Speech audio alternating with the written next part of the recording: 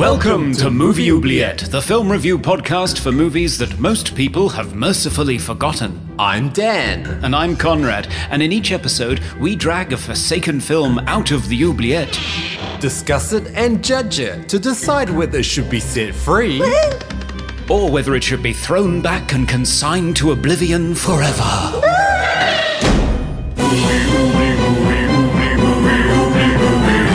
We review the films others tend to forget. Come with us and open up the movie oubliette. Hello, listeners, and welcome to Movie Oubliette, the transcontinental film review podcast with me, Dan, vehemently complaining about how cold it is when it drops below 20 degrees Celsius in Melbourne, Australia.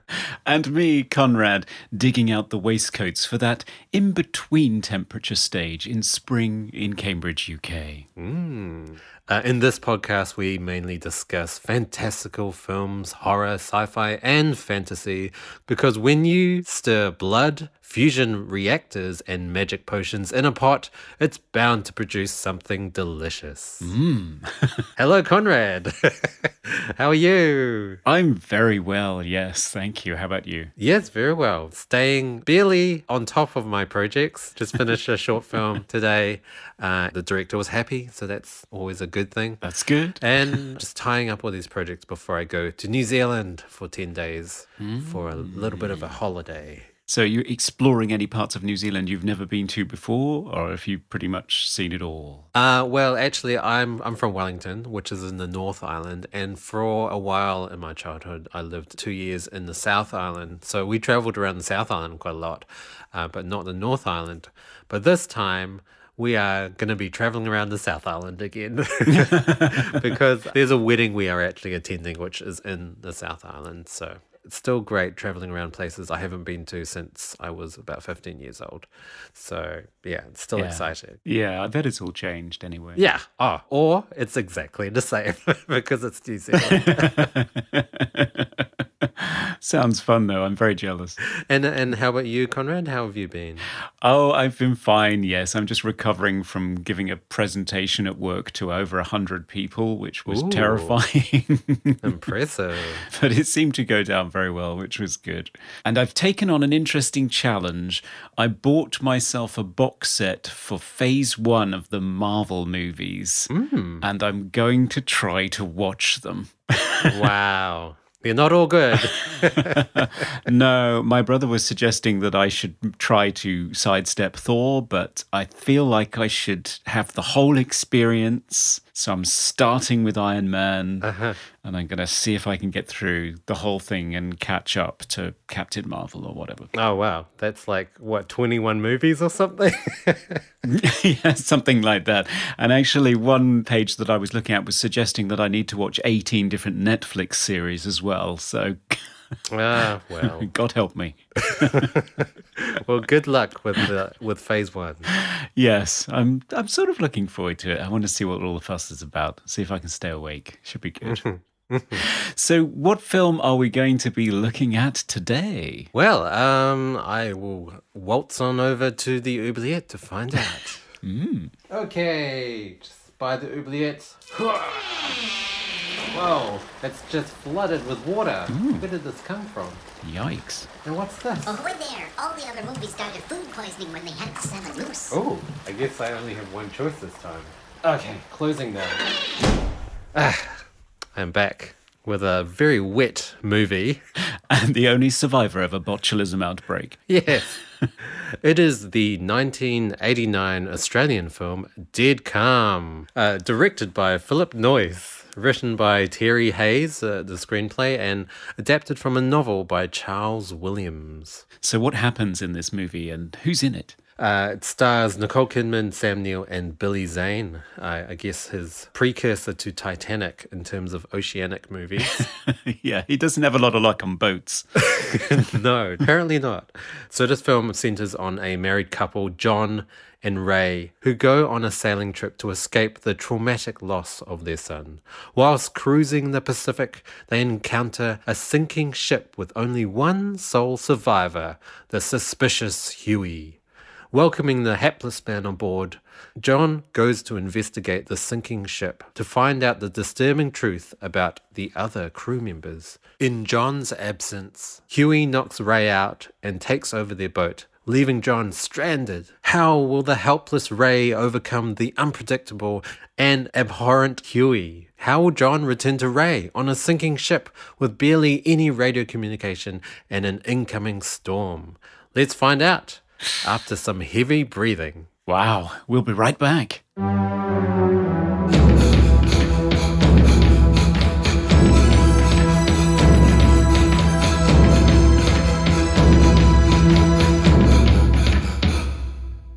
So, welcome back. We're here to talk about the 1989 psychological horror thriller Dead Calm, starring Sam Neill, Nicole Kidman, and Billy Zane.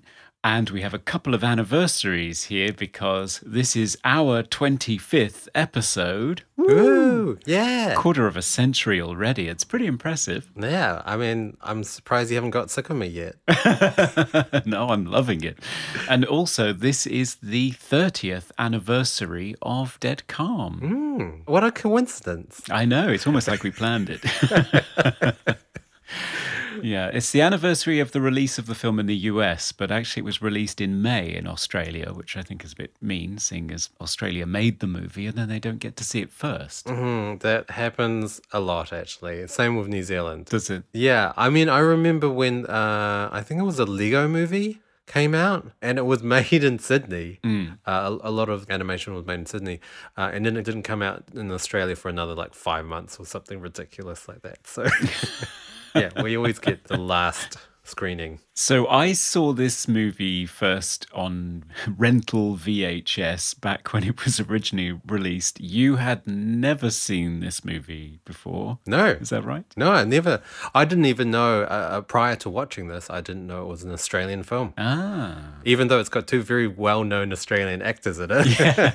I just assumed it was an American film. Yeah, Billy Zane, the Soul Yank, is pretty much a third wheel in this movie, in every sense. Yes, indeed. So over to you. Let's get your first impressions. What did you make of it, having never seen it before? I would say, I mean, plot-wise and just the film itself was a very resourceful film. The whole story was pretty much entirely on technically two boats, but mainly focusing on one boat.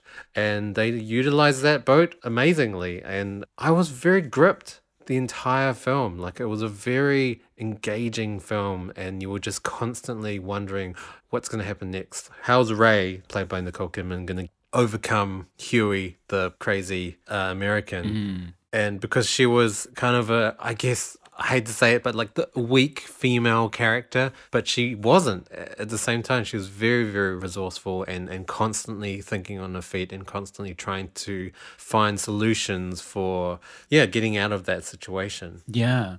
It's amazing, her tenacity and her resourcefulness. I think that's the right word, resourceful. But the film really takes advantage of a claustrophobic single setting in the middle of nowhere. They're isolated. They're on this boat. It's only dead calm for some of the movie. A lot of the movie, there's a horrible storm happening. That's true, yes. It's really tightly wound, actually. I'd forgotten just how frightened you feel for Ray in the situation that she's in. After the first act of the movie, where we introduce Billy Zane and he comes aboard with this crazy story about all of the other shipmates on his ship are all dead because they got food poisoning. And he goes for a snooze. And Sam Neill doesn't believe him, John Ingram rather. And John rows out to the Orpheus, which is the boat that Billy Zane has come from, to see what's what. But in the meantime, Billy Zane wakes up and he gets extremely nervous about John discovering the truth. So he commandeers the ship, beats Ray unconscious and sails off, leaving John behind on a sinking ship. Yeah. So it sort of splits into two movies. One of them is Sam Neill as John Ingram trying to stay afloat on what's left of the Orpheus, which is a pretty tense and exciting situation in and of itself. Reminded me very much of another movie that I love called All Is Lost, starring Robert Redford. I don't know if you've seen that. No, I haven't. It's really cool. It was made very recently. It would last 5 years or so. And it's Robert Redford at the age of 80 or whatever on a sinking ship on his own in the middle of the ocean trying to survive with practically no dialogue because he has no one to speak to. So it's just Robert Redford alone on a ship swearing. And that's it. And it's riveting. It's really good. But this movie sort of switches between John's attempt to survive and Ray's attempt to try and figure out exactly how dangerous Huey, Billy Zane's character, really is and how she's going to extract herself from this situation. And it has to be said the couple are actually trying to recover from a traumatic experience in the first place because the very beginning of the movie is a horrible car accident where their infant child is killed. So they're actually on this yacht to sort of repair their lives, and then Huey happens to them. So it's a test of these two characters' mettle. Yeah, exactly. And what I loved about this movie, and I actually watched this movie with my wife, and she pointed this out, that even though Nicole Kidman, Ray, is the female and is the weaker character in comparison to Billy Zane's Huey character, she really overcomes that weakness and she overpowers Huey and manages to knock him unconscious, which is such an amazing thing to see in a film. And the movie kind of was going in a direction where you kind of expected Sam Neill to come back onto the ship and to save the day, and Ray was the damsel in distress. But it didn't do that, and she managed to figure it out herself, and it was really great to see, apart from the ending, of course, which just ruins everything. But if you disregard the ending, I would say it's a pretty perfect movie in terms of characters and development of characters as well. Like Ray's character, yeah, she was incredibly traumatized by the loss of her son, and she was a wreck at the start of the film, but because of that vulnerability she was able to survive and triumph in the end. Yeah, and it's interesting that not only does she outwit and overpower Huey, despite him being extremely cunning and manipulative and frightening, she also manages to rescue John because John doesn't get back to the boat to rescue her. Exactly. Yes. He is drowning, and she knows that he is because he's contacting her over the radio, just clicking the on-off button because that's all he can get through because it's all malfunctioning. So he's just doing Morse code on this switch. So she knows that she has a time lock that she has to defeat. She's got to get back to John within 6 hours or whatever, otherwise he will die. She's got to overpower this guy who is very dangerous. And she manages to do both. So it really is Nicole Kidman's movie. Yeah, 100%. I would say that the least important character is actually Sam Neill. Yeah. He should be third billed, really, in this film. But he's not. He's like first, I think. But yeah, and also worth mentioning that there's also this massive storm happening as well. So she's had to escape this terrible man as well as commandeer this ship through a huge storm to save her husband, who is about to drown. Yeah. It's incredible hurdles to overcome, and the payoff at the end is so exhilarating. Yes. I was almost jumping for joy at that moment. And the thing that I particularly love about her coming to John's rescue rather than John coming to hers is this is even reflected in these two mirroring moments from the beginning and the end of the film. You have one scene where John is visiting Ray in the hospital after the car crash where their son dies, and the doctor is shining a light in her eyes, and her pupil is fixed and dilated, and John is talking to her because the nurse says, talk to her. And he's saying, Ray, come back to me, stay with me. And she is unresponsive. And there is this sense where you go from that to the beginning of the story proper, that she really hasn't come around yet. She hasn't returned to life at all. And you have the same scene where John is adrift at sea on what's left of a raft he's created after he's burned the Orpheus into the sea. And he is just drifting along. He's unconscious, and she is shining a light into the darkness trying to find him. And she actually manages to revive him and rescue him and pull him on board. So she is not only able to rescue herself, she's able to rescue him in a way that he was unable to for her. So it's an incredibly empowering story for this female character, I think. Wow. You have you have found details and comparisons in this film I did not even think about. Wow.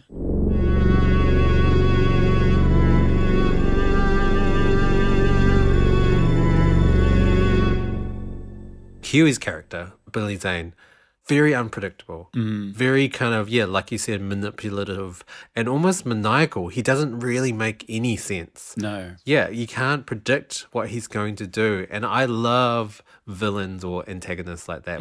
It's frightening. There were so many scenes where Ray was talking on the radio to John that I expected Billy Zane to just be lurking in the corner or listening in. They kind of played with that sort of horror element in terms of, where is this guy? Where is he now? Is he listening? Does he know anything? All this while, Ray's trying to put these plans together. She's got a shotgun. She's like drugged his drink and all of this stuff. And you're constantly just wondering, does he know? Has he found this? Has he found that? And it's very, very tense throughout. Yes, you're really worried for her the whole time. That's the thing. And I think, although it's a trope of these types of movies to have a woman in peril as spectacle, as something that you're meant to enjoy, I don't think it's gratuitous in that way. And even the moments where she does have to submit to him sexually, it's not actually a submission. She's manipulating him. It gives you a fragile woman who is fragile for a very good reason, who through the course of the film has to really dig deep and find resources that she didn't know that she had. You're worried for her, but you're cheering along with her when she's successful. So it's very effective in the way that it does that. And yes, Billy Zane, hats off to him. He is batshit crazy in this movie. Yes. But in a completely believable way. He's not chewing the scenery necessarily. No. But his motives are never really explained. Even when you see when John's on the Orpheus and he's watching these home movies of what happened on the Orpheus, he's sort of ranting and raving at the other people on the ship with him and complaining all the time. When he describes it to Ray, he's just talking about they were trying to kill me. As though he's paranoid. They were trying to steal my light. It's not made clear exactly what his problem is. And I was reading several criticisms of the film that the screenplay writer, Terry Hayes, in stripping the original novel's 5 characters down to 3. Oh. Yeah, so there were 5 characters originally. Oh, I did not know that. Yes, so on the Orpheus, John discovers the skipper and Huey's wife, I think, still alive. And all of his psychology is sort of explained by his wife and his reasonings and what happened. Paring it down to 3 characters, the criticism was that he doesn't fill the void because Billy Zane's character's psychosis is never explained in any detail. But I actually think that's one of the film's strengths. I think the worst thing that anybody ever does in a horror or psychological thriller movie is try to boil down its character's psychosis as though that's even something that's possible. It's like when Rob Zombie did a remake of Halloween and the first half an hour of it is, let's find out about Michael Myers' terrible home life. I don't want to know that. That completely demystifies this iconic shape that is just a focus of irrational fear. I don't want to know what makes him tick necessarily. 100% agree. I find when horrors over-explain killers, it loses its mystery. I mean, obviously, when things are too ambiguous, then it's just nonsense. But having a little explanation is all you need. And I felt like Dead Calm did it well. I thought his character wasn't too crazy. He was still a human being. He still had needs. Yes. But he was still unpredictable enough to be just really, really terrifying. Yeah. One minute he's charming, the next minute he's beating you to the ground. It's scary, isn't it, when you can't tell what somebody's going to do? And he is a charming, handsome guy. Yeah, he is. And kind of lovable. You've got moments where he's sort of dancing on deck to his low production garage music. Yes. Also, just changing topics a little bit, talking about the other character, the third character, John, who was in immense peril on this sinking ship. Yes. He manages to somehow get it working, and he pumps the water out, but then a storm hits, and he's pumping and pumping, it's just not happening, and the water's rising, and he's at a critical moment. The water is up to his neck, and he's gonna drown, and he's trying to push this door open because this mast had collapsed on it from the lightning strike. And I think he accidentally dislodges a pipe, and then he's breathing through a pipe. It's just level after level of like even more peril. And I felt so tense when he's underwater and he's just breathing through a pipe. What can he do now? He is screwed. And then a fish turns up, and I just crack up laughing because Sam Neill's face when he sees that fish is priceless. It's amazing. Yeah. Well, it took me a moment to realize what it meant, but of course it means if a fish can get in here, then there's a way out. Exactly. I had to rewind because I was laughing too much. But yes, it did mean that there was a way out, and he did manage to find a way out. And yeah, again, there were so many moments in this film where I was really cheering for the characters because there was so much danger. Yeah, and I think what helps with that is Sam Neill's screen presence, because he is just such an instantly likable guy. Even though his character in this movie is fairly stoic, you never see him particularly demonstrative about the loss of his child, but you still feel for him because you can see it sort of bubbling underneath, but you can also see him trying to stay strong for Ray and trying to help her.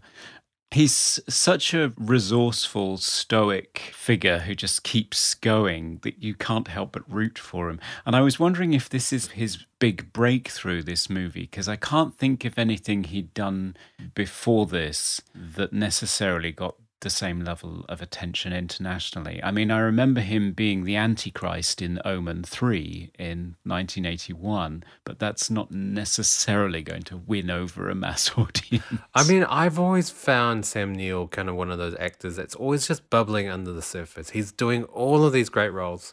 The only big movie I can really think of him being in is Jurassic Park. Yes. He's been in a lot of films though, and a lot of very cult classic films. Like I can think of Possession, In the Mouth of Madness. Like these are bizarre films. And then he does Jurassic Park. And I don't know, he's always been one of those actors that has never really strived for a huge amount of stardom. He always kind of picks a lot of films that are smaller, lower budget, indie films. He's also in Hunt for the Wilder People, directed by Taika Waititi, which is a New Zealand film. Yeah. So he never strays away from independent cinema. No, and he's always brilliant, and he's always subtly different in everything that he does. He's really an unsung hero, I think. He is a very, very good actor. Yeah, I would 100% agree. Also, I wanted to mention Nicole Kidman turned 20 in this film. So she was very young, and that role that she played for this is phenomenal. It's a tour de force for Nicole, and it's probably the reason why this sort of launched her internationally, because straight after this she was hired to be in Days of Thunder, which is where she met Tom Cruise, who ended up being a fairly significant figure in her life. She's in sort of 80% of the film she is in, and she's in really tough situations, and she has nowhere to hide in terms of her performance in this movie. I mean, and she really gives it her all as well. I mean, both acting-wise and physically. There's some very revealing scenes where I didn't know that Nicole Kidman did things like that. Like, she really gave it her all, and it really paid off. I guess we have to talk about the ending. So, I mentioned it before, but the ending really ruins this film. And I read that the studios wanted this ending. This was not the original ending that Phillip Noyce had planned. It's such a finely tuned machine, this movie.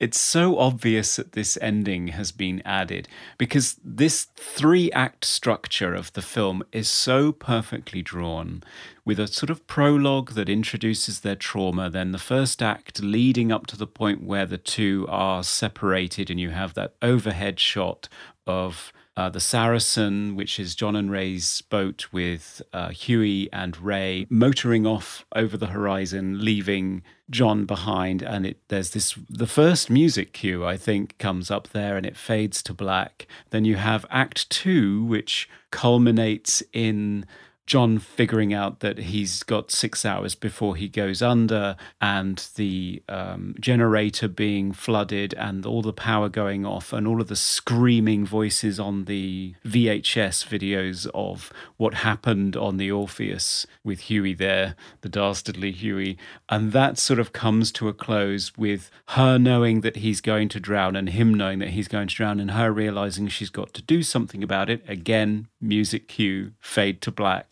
And then the third act, which is Ray overcoming Huey, overcoming the storm, finding her husband and rescuing him and pulling him aboard and saying, we're going to be okay now. And it fades to black. And that so should be the end of the fucking movie. Because it's perfect. And then up comes another scene and you think, what the fuck is this? This slasher movie coda where Billy Zane's character, who was just put in a raft, Ray didn't kill him, she put him on a life raft and just pushed him off into the sea. Yes. For the fates to befall him, whatever happens to him, she doesn't care. And so they go back and find it. I guess that's responsible. He's not there. And then you see a blood smear up the side of the boat because he's climbed aboard. And then you have the whole Ray being attacked and Sam Neill coming to the rescue. And yeah, and it's so clearly added on afterwards. I wrote down this is tacked on. And then, yes, as you say, I read the background. And the film was finished with the 3-act structure that I described. Mm-hmm. And then they showed it to a preview audience. And the American preview audience said, but he's still out there. We've been cheated. We wanted a finale. He should come back. So they went back. One interview I read, Phillip Noyce said it was a year later. Wow. Another source I read said it was 6 or 7 months later that they went back, hired the Saracen again, got all the actors back, went out to sea and filmed that piece of shit slasher movie ending. Yeah, obviously I hated it because the whole point of the film was Ray, a female character, overcoming a male character and also saving her husband, and she was the hero of the film. Having the tacked on ending where she's getting choked by Huey and then John comes to save the day, it's just a slap in the face. Yeah. You might as well have just slapped Nicole Kidman in the face because she was not the hero. And by the way, we have to explain exactly what happens as well to listeners out there. This is the most ridiculous ending I have ever seen in a film, ever. Like, I was on the floor laughing and holding my stomach because I could not believe what I just witnessed. So, Ray's getting choked by Huey, and John grabs a flare gun. He shoots it through the sail of the ship, and I think it goes into the mouth of Huey, and all the orifices on his head just light up like a sparkler. And it's indescribable how they could come up with something like that. It's almost like the studios came to Phillip Noyce and say, hey, we need a better ending. And they were like, no. And then they said, no, we need one. And he said, okay, fuck you. I'm going to put the most ridiculous ending I could possibly think of, because that's what it felt like. A complete middle finger to the studio to say, here's your ending, motherfuckers. Yeah, it's the only explanation that makes any kind of sense, because you end Act 3 with the couple clutching onto each other. Both have sustained multiple physical and emotional wounds and traumas. But then you cut back and She's having a swim. She's talking about mangoes. He makes this lovely breakfast for her on a tray after sudsing her hair, and she's stretched out on the deck, sunbathing in her skimpy 80s swimwear. And it's like, would they do this? These aren't the characters that I've been watching for the last 90 minutes. They would not do this. They'd be going home. Exactly. That is so obvious that it's not tied in with the structure of the rest of the movie, because everything else in the movie is such a wonderful example of setup and payoff. The fact that the dog that they have on the ship plays this game where they throw things in the water for it and it jumps in and fetches them and brings them back. That's introduced, it's paid off. The fact that the dog opens doors is introduced in Act 1 and it's paid off in Act 3. There are all these things that are set up and paid off. And then in the final part of the movie, this whole thing about flares, which you've never seen before. So they find the raft, and then after they can't see Huey on the life raft anymore, Ray fires a flare into it and sets it on fire whilst it's touching their boat. And clearly, this is not a sensible thing to do. I can't imagine Sam Neill's character, John, just standing by her while she sets fire to something that's touching their boat. It's just stupid. But they have to introduce the flare somehow, because otherwise you're not going to know what this thing is that Sam Neill's holding, or understand what just happened at all. Where did he get the fireworks from? You know, it's just such a self-contained piece of shit just stuck on the end of this movie. It is. And I hate it with a great passion. It's awful. It's awful. But at the same time, it's hilarious. Oh, yeah, it's great fun. Because I also like that there's a shot of Sam Neill and Nicole Kidman after they've just set fire to Huey and he's fallen overboard, and there's a shot of Nicole and Sam, and they just look like they're in this windswept, like Michael Bolton music video or something. It's just so cheesy. They really do. It's terrible. And she's clutching onto him because he's her hero. It's like, fuck you, movie. That's not the ending of this movie. The ending of this movie is Ray's husband clutching onto her because she's the one that found the deeper well of inner resources to overcome this particular trial by fire and rescue them both.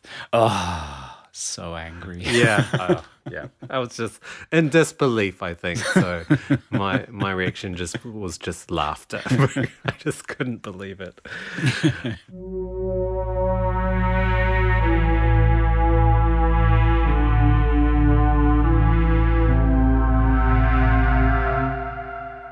So if we talk about the technical aspects of the movie, we've crossed paths with this particular cinematographer before, Dean Semler, painting his canvas with beautiful sunsets and so on. The film does look incredible, it has to be said. Yeah. Remind me what other film he worked on.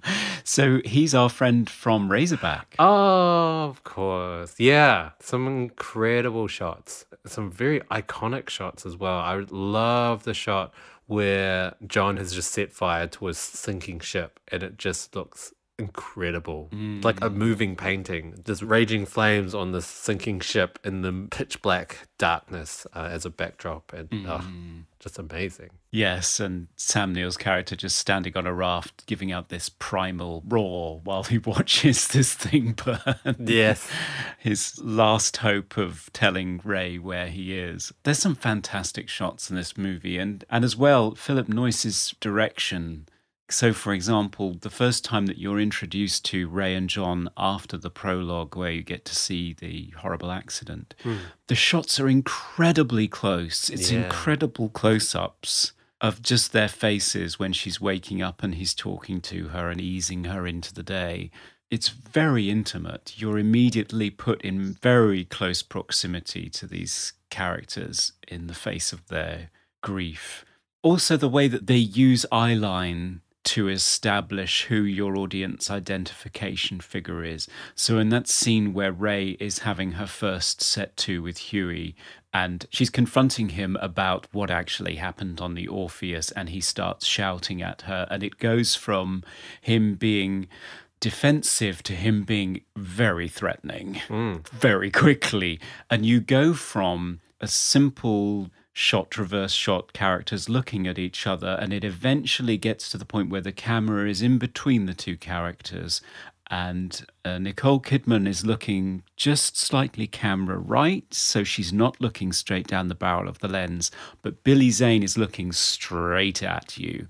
So immediately you are Ray, you are put in her position. And this is exactly the same trick they used in Silence of the Lambs a couple of years later. Clarice Starling was always looking slightly camera right. Hannibal Lecter was always staring directly at you in all of their conversations. And it's really effective in terms of putting you in that character's shoes. Yeah, 100% agree. There were so many close-up shots, and it plays with the theme of claustrophobia. Everything was just so close. How can you get away from someone like that when you can't even physically get away because the boat is so tiny? And yeah, I loved all those close-up shots, especially of Nicole Kidman, because her eyes are just like something else. It's like staring into the most serene ocean you've ever seen. It's amazing. But I mean, yeah, like a lot of close-up shots, and you just really felt that claustrophobia, and even on Sam Neill as well, as he's slowly getting submerged by the sinking ship in the water. I wanted to also say this film was done on location, so it wasn't on a soundstage or some sort of fake ocean or anything. It was actually filmed on the ocean in the Great Barrier Reef area, I believe. Yes, no, that's what I read, yes. And hats off to them, because as anybody knows, as Steven Spielberg will attest from working on Jaws, working on the ocean is incredibly hard. And when you look at some of the shots in the movie, like the shot where John is desperately trying to row back to the ship, you have this one shot where he's rowing in the foreground and Nicole Kidman and Billy Zane are fighting on the deck of the Saracen, and he hits her and she goes down as John goes past. And that's all in one shot. And you think, how hard was that to coordinate? How many times did they have to try that to pull that off? Oh, incredible. I mean, I'm just floored by the fact that it was all filmed on an ocean, like far enough from land that you can't see land as well. I mean, obviously, maybe they shot it in a certain angle, but yeah, I always just think all ocean movies are just filmed in some sort of soundstage where they've just made a fake ocean, but it really wasn't, and it really shows. Like, you felt isolated. You felt like if something went wrong, you were screwed. Yeah. It's a testament to a lot of 80s films. You could feel the elements in 80s films because nothing was sugar-coated. And also, I don't know what it is with 80s movies, but everyone just looks so sweaty and moist all the time. I was going to talk about this. Billy Zane seems to be automatically damp at all times in this movie. And I'm not sure that it's entirely realistic. So he's wet when they pull him out of the water. He's wet when he's explaining what happens. Then he goes to sleep. Then John goes to look at the Orpheus. And even when Billy Zane wakes up and goes to speak to Ray and have that confrontation I just mentioned, he's glistening still. Does he never dry? I mean, that scene where he wakes up, it's literally a waterfall of sweat just cascading down his chest. It's a lot of sweat. Yeah, he must need to rehydrate like a marathon runner if he sweats like that, just lying down. Maybe the idea is just that he runs very hot. I don't know. Oh, maybe. It is a film set on water, so you kind of expect the characters to be wet a decent amount of the film. Now it's time for random trivia.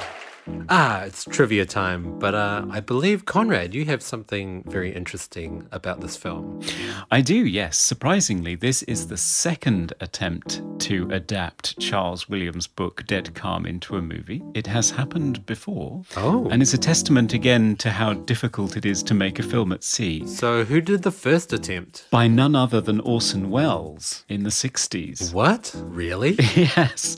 So Orson Welles attempted to film the novel as The Deep in 1967 and 1969, self-financed, but was always scuppered by weather and technical difficulties, and eventually had to give up in 1973 because the actor playing Huey, Lawrence Harvey, died sadly of cancer at the age of 45. Oh, wow. Which made completing the film nigh on impossible, although rumours have it that it is largely finished apart from a few shots, but with no sound, and the negative has vanished. So Right. we will never see this Orson Welles movie. But yeah, there has been an attempt to make this movie before. Wow. So how old is the novel? Okay, so that's 1963 was when the novel was published. Right. Okay. So it would have been very current for Orson. It was very current for Orson. Oddly enough, it's a sequel to another lesser-known romantic thriller called Aground by the same author, Charles F. Williams, which was published in 1960. A sequel? Yes, so we could go back and do a prequel to Dead Calm, perhaps, if we get all the actors back and use lots of computer graphics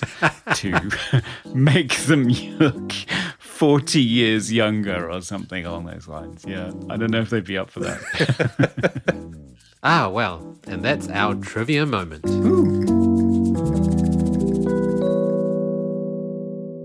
So, shall we talk about the score? Because there actually isn't much score in this film. No, I was surprised. I remembered there being a lot more music in this movie, and I do have an unmentionable bootleg of the score, and it's sort of 30 minutes of different atmospheres and textures. But actually, when you watch the movie, there's a cue at the end of Act 1, there's a cue at the end of Act 2, and there's a profusion of music in the finale, granted, but it's very spare. And I think it's the first work of Graham Revell, who has gone on to score multiple big blockbusting movies like Tomb Raider and so on. Right. But I think this was his first. I like scores that have kind of restrictions. It's always great with a full orchestral score and the sky's the limit. Every instrument known to man. But I like how this score had very limited instruments and instrumentation. So there were kind of three elements of the score that I noticed. There was obviously the breathing. So this just intense breathing, which I don't think I've ever heard in a score before. So that was interesting. I was wondering if there was a Maori influence there, because I believe he is a Kiwi. Oh, amazing. For me, I kind of got the breathing reminded me of kind of modern contemporary theatre. I don't know. It was different for sure. And it was often accompanied by percussion. So that added to the very fluid but action-packed vibe. But then there were also moments where it was synth pads, these electronic, airy pads that just gave it a really spooky atmosphere that I quite liked. Yeah. And then the third element I noticed was in the kind of finale where it had almost like operatic, like really strange modal odd vocalizations in there. Yeah, really weird. So this is another Fairlight score. So again, another connection back to Razorback, the Fairlight CMI, which was an early sampling instrument. So over in the States, they had the synclavier or synclavier, I'm not sure how you pronounce it. But in Australia, you had the Fairlight, and it cost the same as a house. It was sort of $35,000. Jeepers. And Graham Revell came up out of the industrial electronic sphere. He was in a group called SPK. I don't know if you're familiar with them. Don't know what that is. No, me neither. But that's what his background was. And he said to his record company, I could make an amazing record if I could have this instrument or whatever. And I don't know, they gave him an advance for an album, and he bought a house and he bought a Fairlight. And the Fairlight seems to have set him in good stead because he got the job doing Dead Calm. And a lot of it is sampled effects. So you've got sampled percussion, sampled breathing, and sampled weird vocalizations that he's playing. And it has a very distinct sound, and it's unlike anything else I've ever heard in another movie, it has to be said. Yeah. I mean, it had a very eerie quality. It never felt like it resolved ever. No. It felt like it was always constantly changing and constantly moving, but not really resolving. And yeah, it was reflective in terms of the story. Like we were just constantly peril after peril after peril after peril. It made me feel uncomfortable throughout the movie. Yeah. Very sparsely used and very effectively used, I thought. Most of the action scenes were musicless. Yes. And I love that. I love watching an action, tense, thrilling scene that has no music to force feed the tension. It forces the actors to actually act because that is what carries the scene. And all the action scenes and all the suspenseful scenes in this movie were just tremendous to watch. Yes, really tense because there's no music telling you how to feel about them or how they're going to turn out. So yeah, and also focusing on sound design because there's a lot of bashing down doors in this movie. Yeah, lots of creaking and sloshing, and I loved it. Dead calm.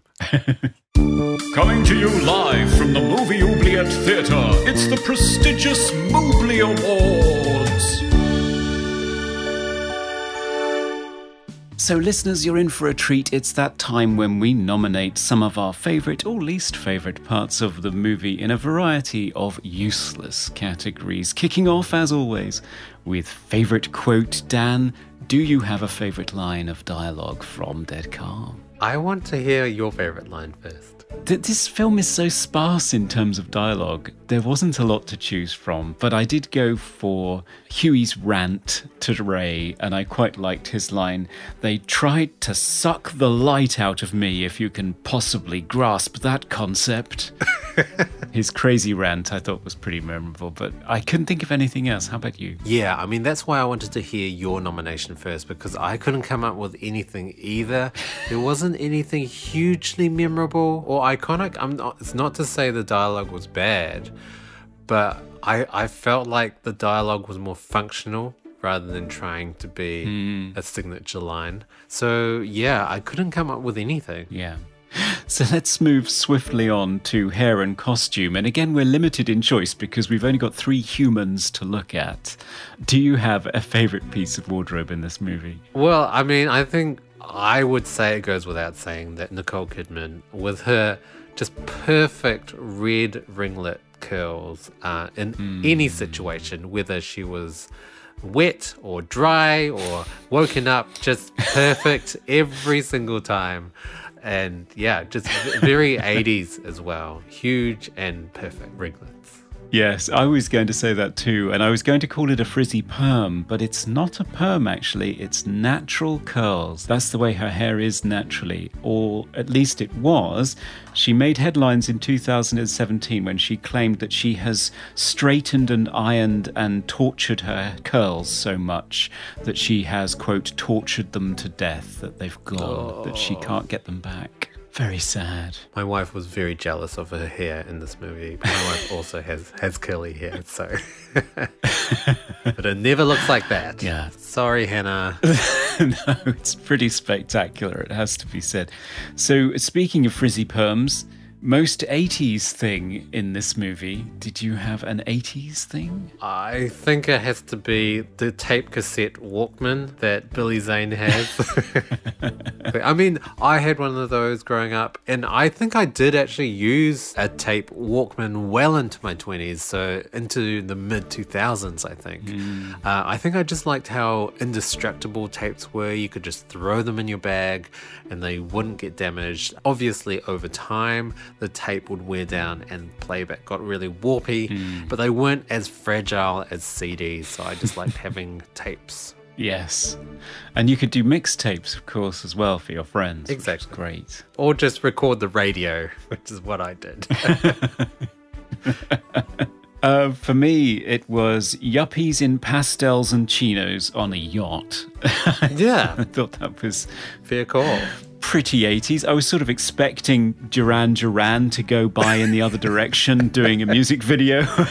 And I was reading that apparently there's a whole genre of music called yacht rock. Is there? Apparently. What does that sound like? The description I've read of it suggests that it's sort of soft rock played by people having yacht parties. So Footloose, the Eagles, Hall & Oates, Kenny Loggins, kind of, yeah. Okay, so something I would probably never listen to because I get incredibly seasick. Really? Yeah.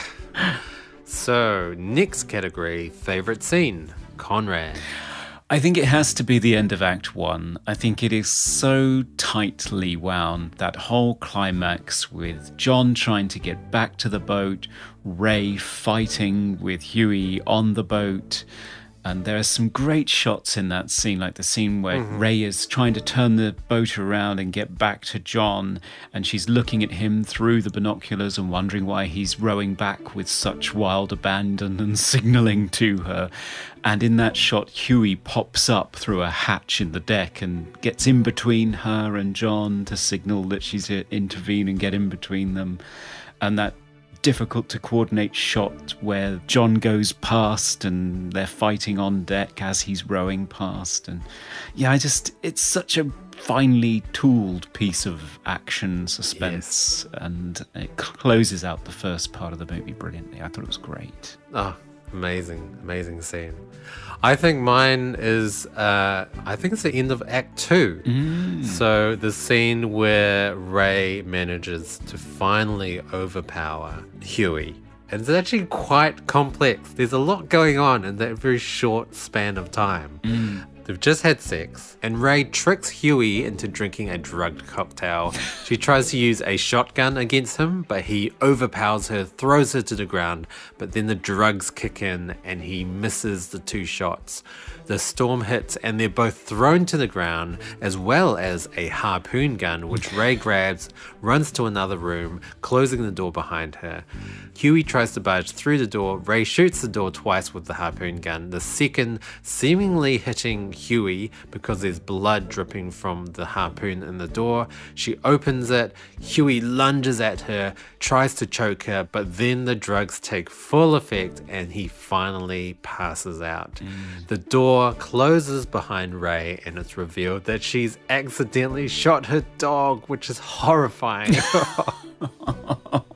Oh, yeah. The poor dog. And that all happens in a mere 5 minutes. So there's a lot going on. Yeah, it's pretty full on. Yeah, it's just well choreographed, well shot, believable action. You really are rooting for Ray in this scene. It is a great scene, and I think it's the reason why Phillip Noyce quickly became known as a director for thrillers, because he went on to do Patriot Games and Clear and Present Danger, so 2 of the Jack Ryan movies, and he became known for that. You only have to look at those 2 scenes to see why. Yeah, really great.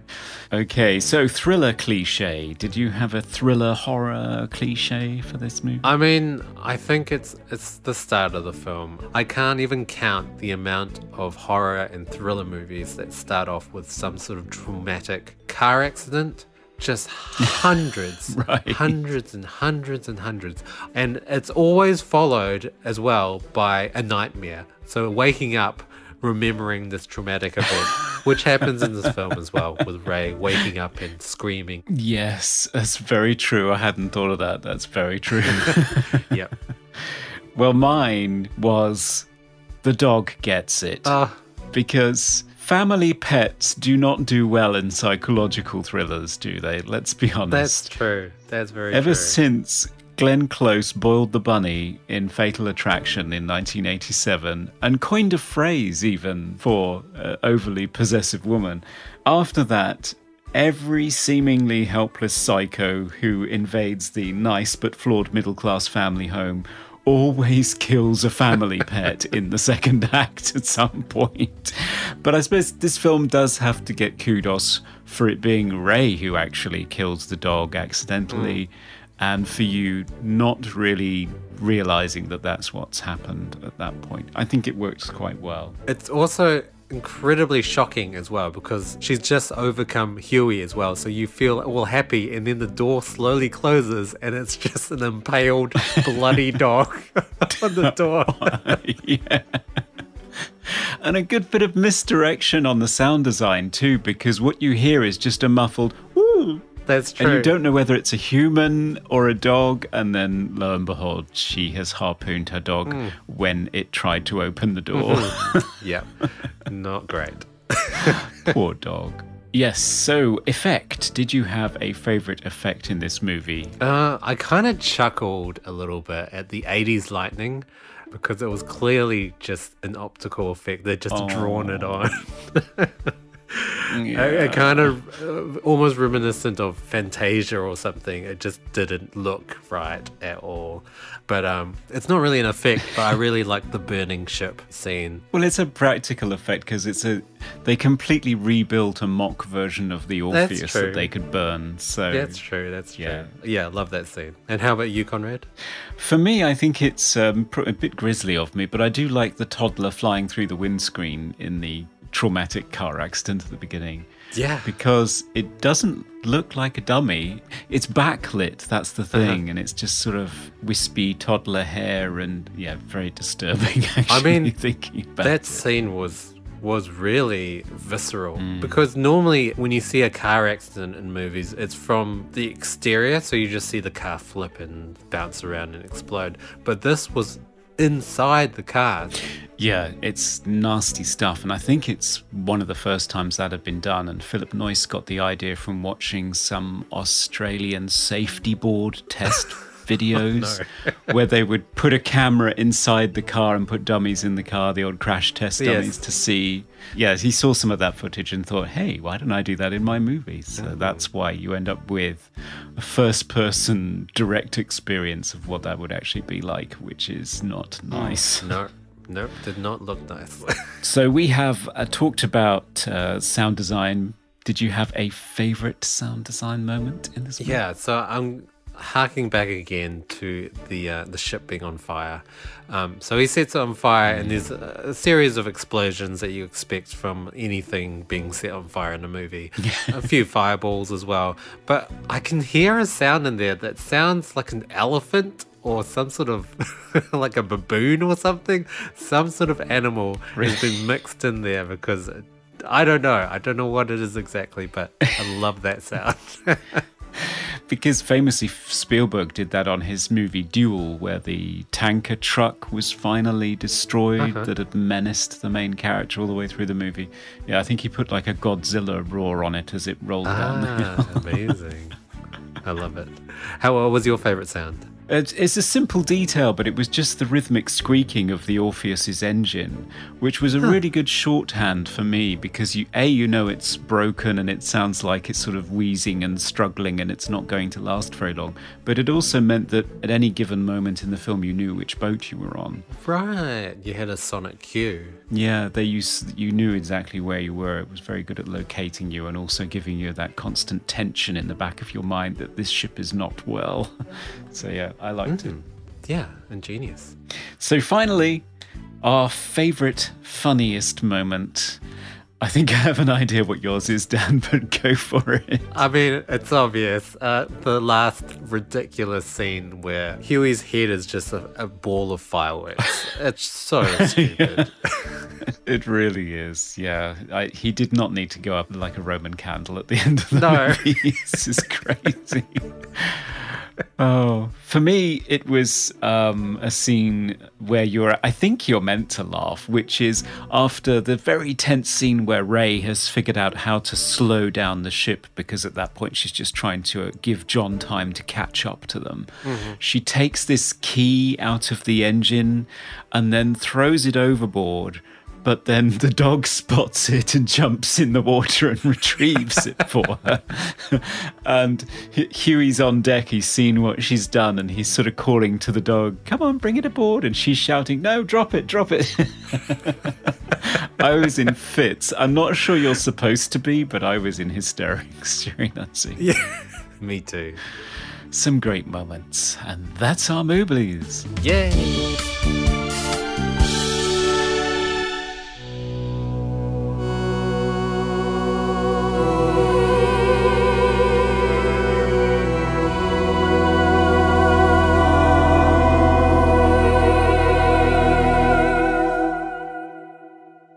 Welcome back, and it's that nail-biting time when we find out the final verdict. Is this film going to be rescued into the arms of a waiting Nicole Kidman, or is it going to have a flare shot into its face and blown up and thrown into the sea to be forgotten forever?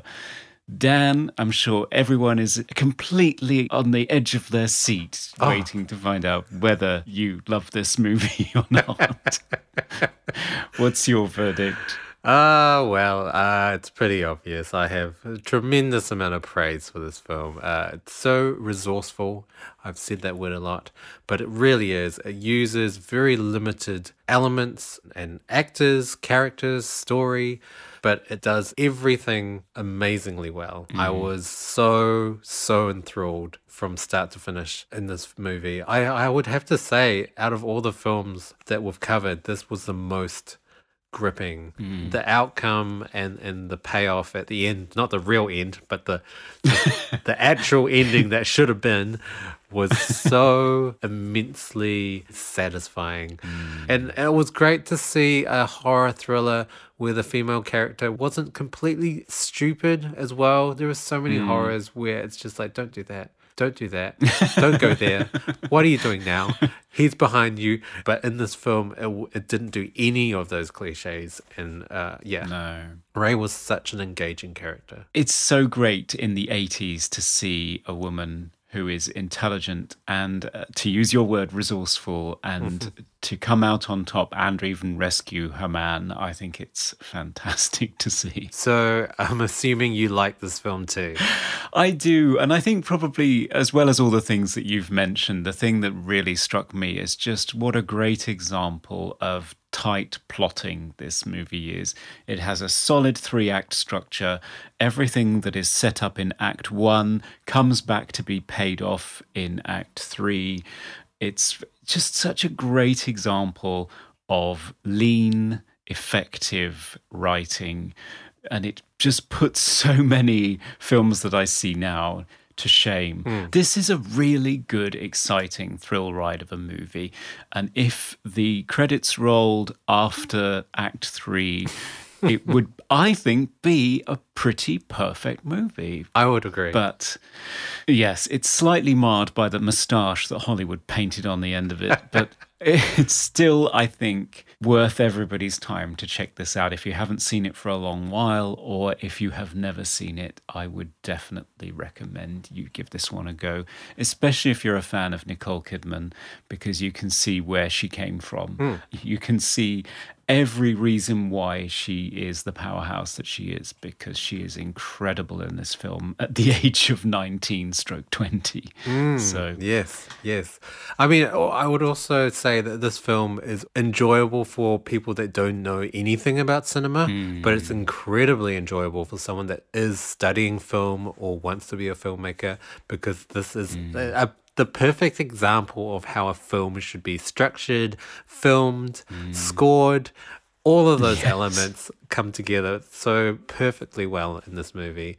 I can't praise this film enough. It's just a great film. it really is, yes.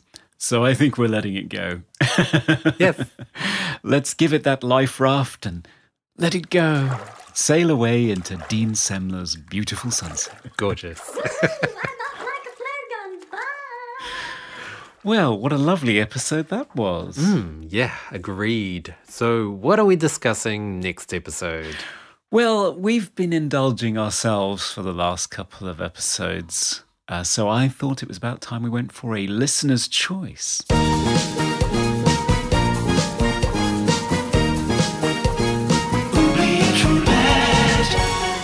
Oh, get to spin that oubliette roulette again. We do, so wheel it out from the cupboard. Just a sec. Okay, dust it off and give it a spin there, Dan. All right, here we go. Whoa, it's a bit rickety. Where did you find this thing? Bit of cost cutting, I guess.